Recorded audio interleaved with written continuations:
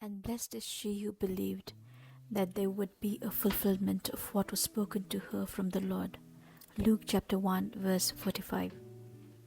When I heard this spoken by a character played by Elizabeth to Mary in the popular TV series called Chosen, I was overwhelmed with emotions, and the tears that had already started flooding my eyes when I realized the first scene was of Mary's visit to Elizabeth, I couldn't stop myself and I was crying like a baby. This morning has been a roller coaster of emotions for me, and it has been especially hard today staying the course. Though I couldn't be more joyful and at peace at where I am this season, but today was different.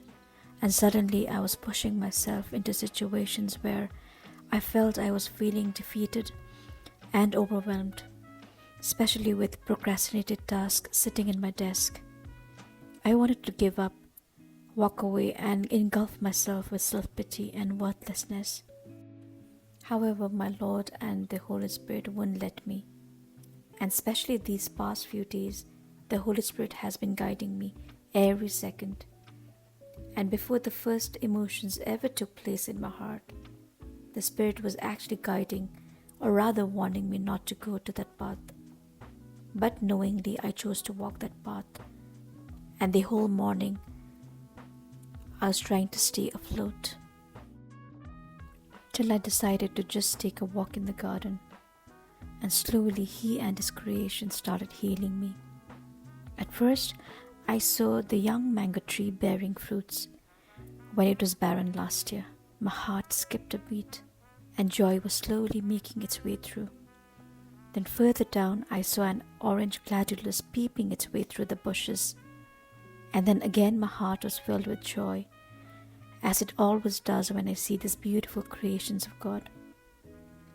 Further still, I saw pop of colors: purple, red, white, yellow, pink, and these were flowers blooming in all its glory.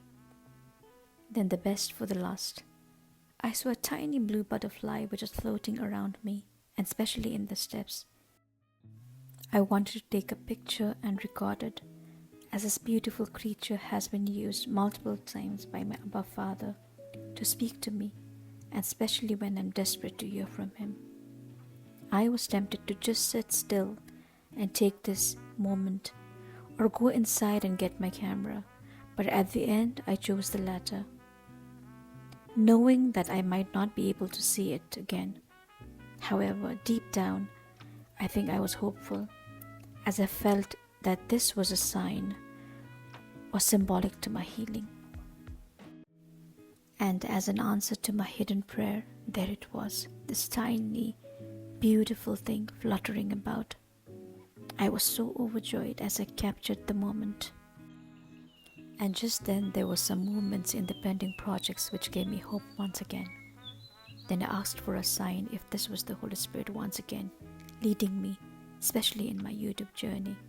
But again, this very fast denial rose inside of me that signs and wonders are for the immature.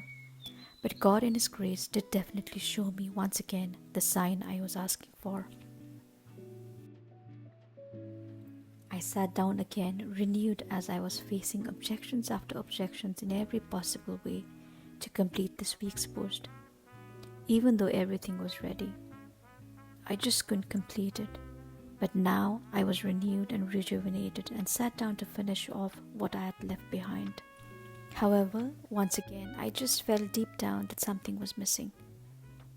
Listening to worship songs after songs, I could definitely feel the healing from the morning heartaches. But regarding the post, I still felt something was missing.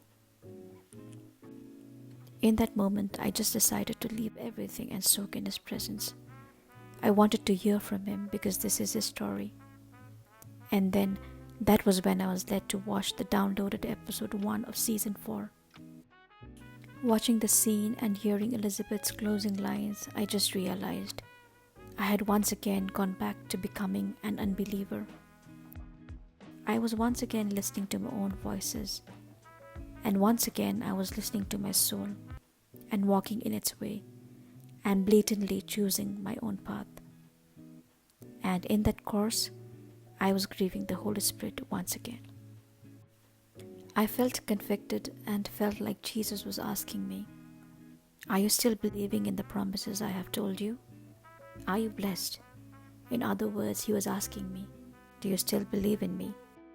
It just hit me so hard and I instantly knew this was it. I had to be honest and vulnerable and share what he has been teaching me.